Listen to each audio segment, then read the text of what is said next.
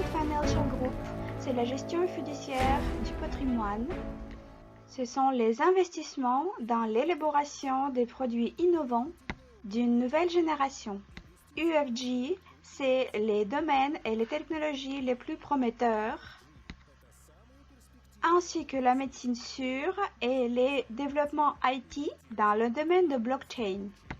Notre mission, c'est de créer un portefeuille équilibré pour chacun. United Financial Group, si vous investissez avec nous, vous créez votre propre avenir. Alors, je vous présente Yevgeny Sarakodoum, le directeur général de la société technologie de Vortex au Lyon. C'est un rendez-vous que nous avons organisé un peu spontanément. Nous avons fait un grand interview et avons vu le laboratoire et on va publier tous ces matériels plus tard sur nos ressources. Maintenant, nous n'avons pas beaucoup de temps, il est déjà tard, en plus beaucoup de travail à faire. Et dans le cadre de notre interview, j'aimerais surtout discuter la question qui m'intéresse le plus, ainsi que qui intéresse nos investisseurs. C'est la question concernant le générateur de Vortex. Je vais interviewer Yevgeny Dmitrievich Sarakodoum. Et si vous avez aussi des questions au cours de notre discussion, notre webinaire, n'hésitez pas à les poser dans la section questions et on va les adresser à Monsieur Sarakodoum. Première question, comment avez-vous eu cette idée de créer un générateur de Vortex? En fait, il y avait deux raisons qui m'ont aidé. C'est que actuellement dans le monde entier, il y a une crise globale énergétique et les technologies et les solutions qui ont été inventées il y a 100 ans sont écologiquement dangereux, les atomes, par exemple, le carburant. Et les mouvements qui ont eu lieu maintenant, qui sont liés aux installations de vent de soleil, on en parle ici et à l'étranger, même à Skolkovo, et on dit plutôt que c'est une bulle de savon. Ces installations sont chères, elles dépendent de la présence du vent et avec l'exploitation compliquée. Ils ne peuvent pas résoudre le problème énergétique donc. Il faut trouver d'autres solutions. Et ces autres solutions peuvent résoudre les problèmes énergétiques sans créer de nouveaux problèmes écologiques. Il s'agit des stations électriques qui prennent une énergie de l'atmosphère comme une énergie thermique et la pression statique. Et avec l'aide de vortex qui accumule cette énergie comme le fait un tornade américain. Cela pourrait être une solution. Cette solution a longtemps été opposée au problème comme créer un vortex, pas classique comme un tornade américain, mais un vortex qui pourrait accumuler l'énergie de l'air calme. Cela veut dire sans vent, sans soleil. Ça fait longtemps que nous nous sommes mis à étudier cette question et nous avons créé des vortex d'eau d'une grande intensité en utilisant le principe avec l'aide de l'oscillation. Et maintenant, on commence la création de vortex d'air qui seront aussi intensifs. Puis, en pas suivant, nous allons utiliser ces résultats pour recondenser de l'humidité de l'atmosphère. Et puis, créer des stations de vortex pour commencer pour 5 kWh et c'est 1 milliard de familles dans le monde entier qui seront les consommateurs. On va revenir au point économique plus tard. Question au cours de la discussion. Voilà le schéma. Pouvez-vous expliquer un peu sur ce schéma, comme tout le monde voit cette image? Au début, on met en marche le vortex avec des oscillations externes pendant quelques minutes. Puis le vortex, comme montrent les flèches, va jeter de l'air à l'extérieur. Au centre du vortex, il y aura une température baisse qui sera automatiquement créée et donc l'énergie thermique de l'environnement, y compris la pression statique, seront transmis au corps de ce vortex rouge que vous voyez. Et voilà comment va fonctionner ce vortex. Mais ici, notre but, ce n'est pas qu'il existe comme un tornade américain, mais qu'il utilise une partie de cette énergie pour son propre fonctionnement et qu'il donne le reste aux générateurs électriques qui seront connectés au mouvement de ce vortex qu'il donne de l'énergie électrique au consommateur. Il est souhaitable de le faire d'abord pour 5 kWh. C'est tout à fait suffisant pour faire réchauffer une maison individuelle et en plus une serre. Et les consommateurs sont à peu près 1 milliard de personnes. Pour commencer, on va d'abord créer un générateur tel que je vous ai décrit et puis augmenter la puissance. En plus, ce vortex va recondenser de l'humidité de l'atmosphère qui passera à travers le centre du vortex et ainsi le consommateur profitera non seulement de l'énergie électrique mais aussi de l'eau fraîche. Ça, c'est très bien ça. Voilà quelle proposition nous avons. Donc, pour la meilleure compréhension, c'est la seule installation, le générateur et l'eau. Sur l'image en bas, l'eau est marquée avec la couleur bleue. Vous pouvez le voir. Donc, vous avez dit avant que cette idée était liée au village écologique. C'est lié au fait que même chez nous en Russie, il y a 22 millions de personnes qui n'ont jamais eu d'électricité. C'est pourquoi il y a des villages qui sont éloignés des stations électriques et il n'est pas profitable, il n'est pas rentable de leur procurer de l'électricité, ni de gaz. Nos installations autonomes, sources de vortex oscillant, vont subvenir aux besoins de chaque maison et éviter d'installer des lignes électriques ni de gaz pour des centaines de kilomètres. C'est une solution immense des problèmes. Il y avait déjà des gens qui ont essayé de résoudre ainsi ce problème. Par exemple, Monsieur Berger, et voilà nous essayons maintenant. Et la question principale, c'est de comment créer et accumuler cette énergie de l'air qui passe. Donc, la question est liée maintenant au financement de nos développements. Concernant la question économique, du point de vue de la réalisation, avez-vous déjà des calculs? Si on lance ce projet, d'abord, dans 3-4 ans, la première chose, c'est que les habitants des villages éloignés, des éco-villages, vont bénéficier de l'énergie. Maintenant, il y a des difficultés pour y rester et ils sont obligés de déménager.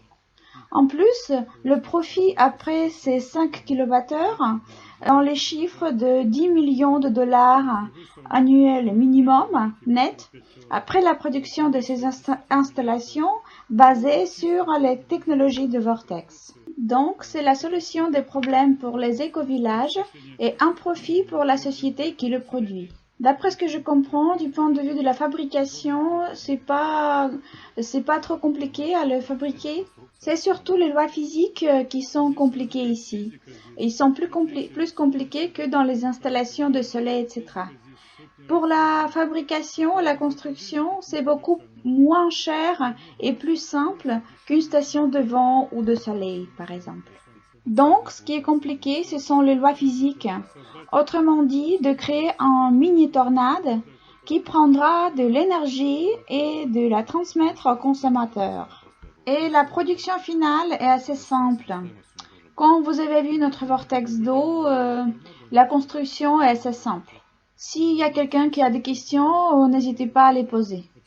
Alors, question suivante, combien cela va coûter? Le prix de revient d'un générateur, c'est 50-60 000. On dirait 1 000 $, plus ou moins.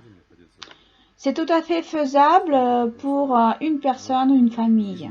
Question que les gens posent. Est-ce un générateur sans carburant? On peut donner des détails de la description sur le site. On peut l'appeler un générateur à production élevée. Sur notre site, il y a plus d'informations plus détaillées sur ce sujet, ainsi que vous trouverez l'information sur les collègues qui ont longtemps travaillé dessus. Bon, pour le mettre en marche, il faut une source d'alimentation. Oui, mais c'est pour la première minute de l'exploitation. Et puis, il va donner de l'énergie pour son propre fonctionnement lui-même, et c'est pendant des années, et aussi donner de l'énergie aux consommateurs. Quelle est la durée de vie, durée de l'exploitation? Ce produit qui va se composer d'un tuyau, sans hélice, sans rien, avec un vortex dedans, et plus bas, des mouvements de vortex seront transférés en mouvements d'électrogénérateurs. C'est-à-dire, cette installation est plusieurs fois plus sûre que ces analogues, comme des installations de vent ou autres stations, car ici, il n'y aura pas de détails tournants, pas de pales, rien.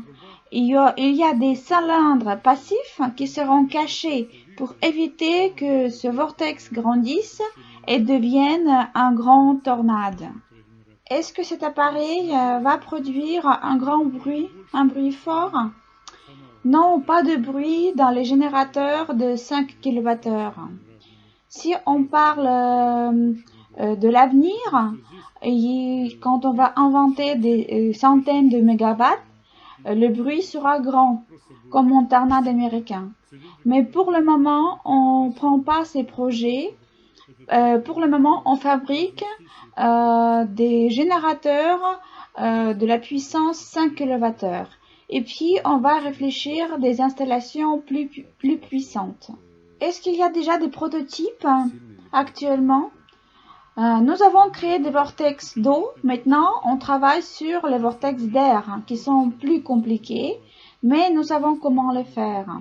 Avec des oscillations mécaniques au début et quelques minutes après, il fonctionnera lui-même et puis il prendra de l'énergie pour son fonctionnement et transmettra une autre partie de l'énergie au consommateur.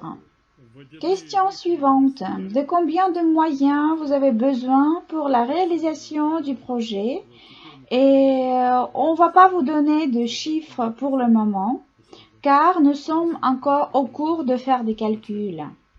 De combien de temps avez-vous besoin pour la réalisation? Cela ne va pas prendre des années comme dans le cas d'autres projets? Je ne sais pas de quel autre projet vous parlez. Ici, le projet, la création du vortex intensif, c'est environ 7 mois. La création de la station électrique, cela va prendre environ 12 ou 13 mois. Donc, au total, c'est 20 mois. Question suivante. Est-ce que c'est le même principe que le principe de l'hydrotaron? Je sais que c'est un Ukrainien qui a inventé ce système. Et ce système était utilisé dans l'URSS pour les pompages, les pompes, etc.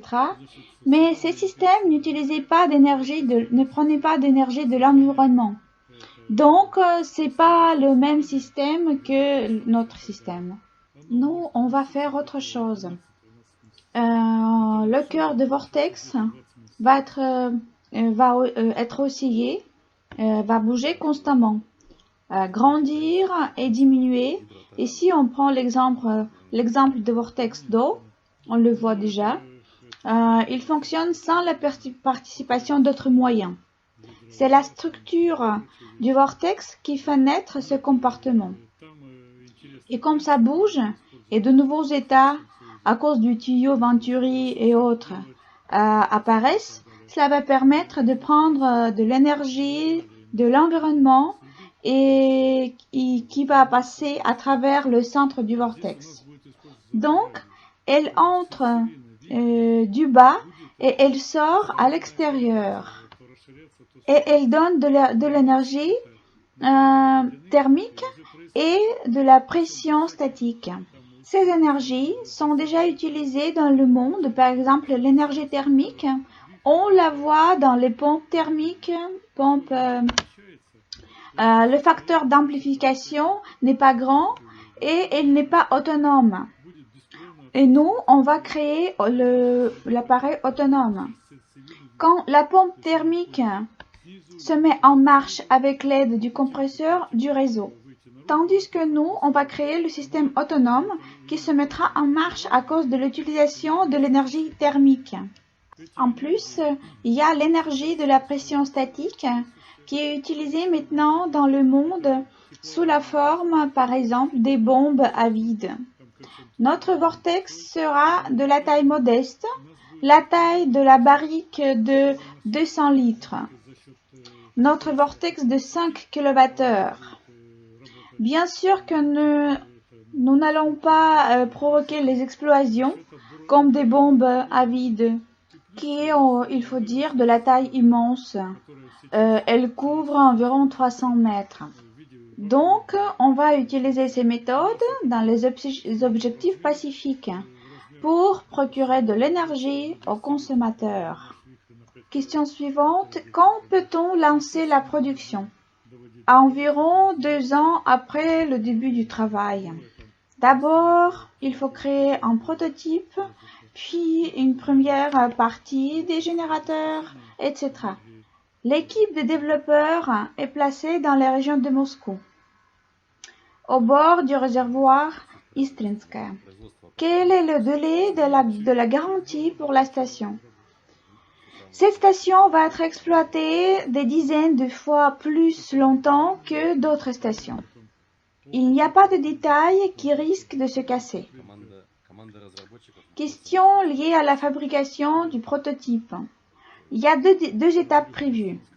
Première étape, le travail de recherche qui prend environ 7-8 mois. Et deuxième étape, la fabrication du prototype industriel pour 5 kWh. Cela prendra 13 mois environ. Ce n'est pas le seul secteur que Yevgeny Sarakodoum va étudier et développer. Il y a d'autres développements en cours.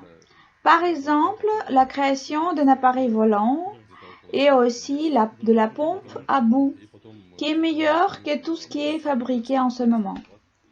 Il ne s'agit pas de la pompe qui pompe l'eau, c'est une pompe à bout et la maquette est déjà fabriquée dans le laboratoire. Question suivante. Où est-il exploité dans l'industrie? Ça peut être utile dans le secteur pétrochimie, tout ce qui est lié au bout de pétrole, déchets des entreprises, etc. Tout ce qui pollue l'environnement. Les entreprises qui polluent l'environnement sont obligées de nettoyer après.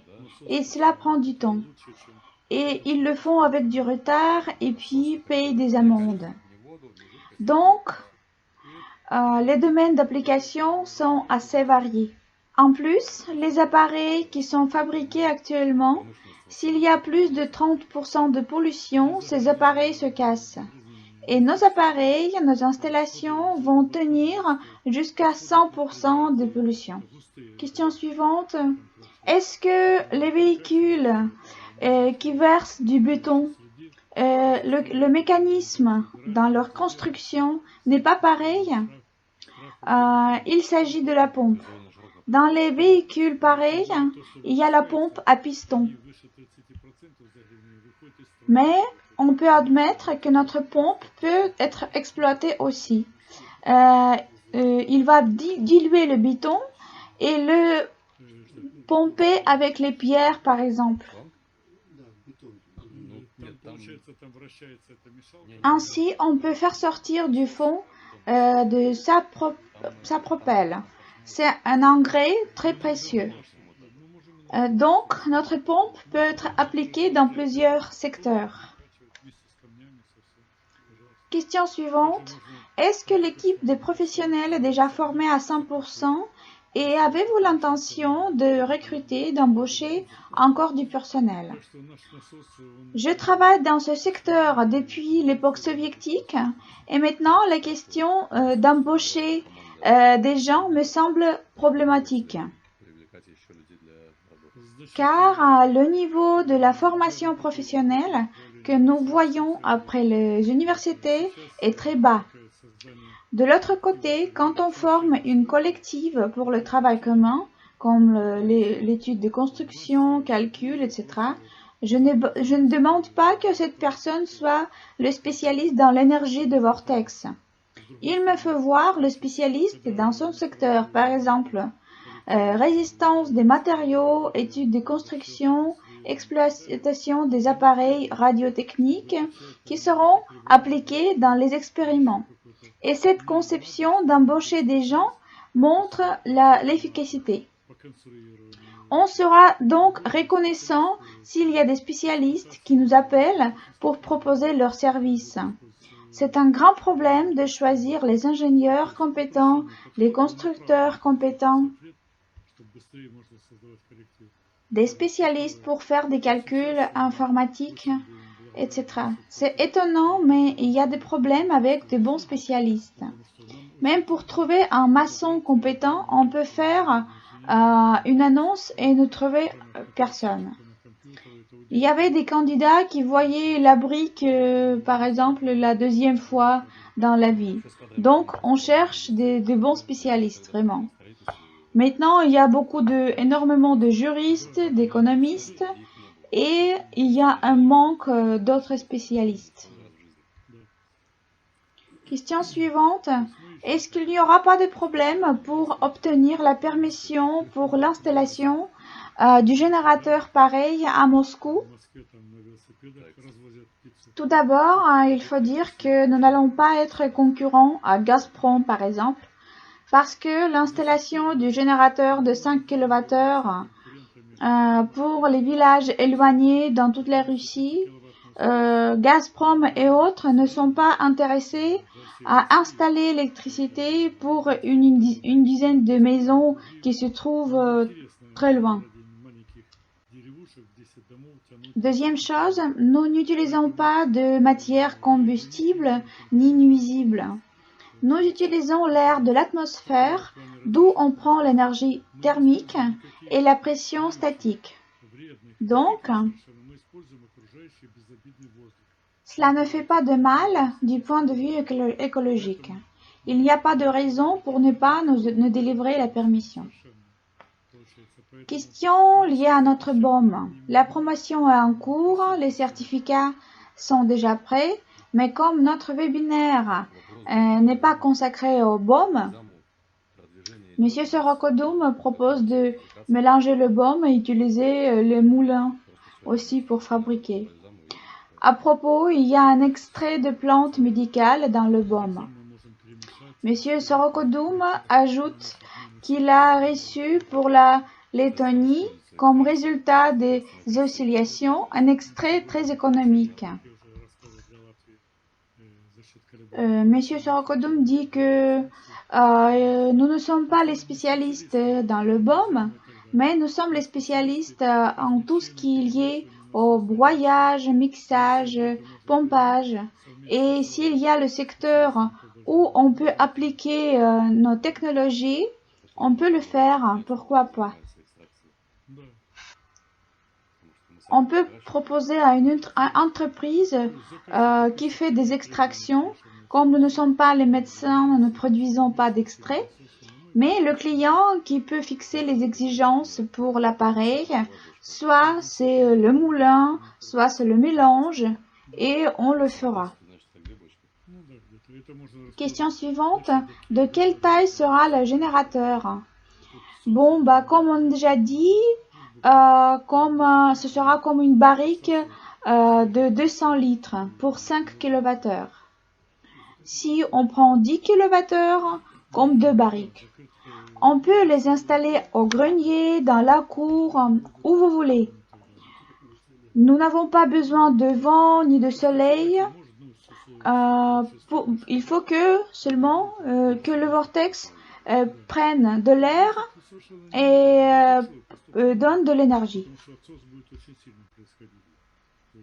Donc, cela veut dire qu'elle ne va pas fonctionner dans une location fermée. Non, en fait, il est important qu'il prenne l'air et qu'il en rende. C'est-à-dire, si vous l'installez au grenier, il faut que le vasistas soit ouvert. Bref, il faut l'accès à l'air, pas beaucoup, mais quand même. Pareil dans le cas de la pompe à chaleur. Le radiateur est dehors, comme vous le savez, et il prend l'air et il sort l'air et c'est tout. Pourra-t-il fonctionner dans les montagnes? Oui, il pourra fonctionner au pôle Nord, dans les montagnes. La taille de l'énergie qu'il va sortir va changer, mais il va fonctionner quand même. Si nous sommes très haut dans les montagnes et l'air est sec, il prendra l'énergie statique qui existe toujours dans l'atmosphère. Si au centre du vortex, il va baisser la pression pour par exemple 0,8 atmosphère au lieu d'une atmosphère. Et à cause de cette différence, tirer l'énergie statique de l'air qui passe. Donc, il n'a pas besoin de l'humidité pour ça. C'est pourquoi, s'il y a une grande hauteur, on peut baisser la pression pour 0,8 atmosphère. Voilà, il n'y a plus de questions, donc nous terminons le webinaire car il y a beaucoup de choses à faire. Merci pour la participation et si vous avez des questions, écrivez-les dans les chats. Bonne soirée, au revoir.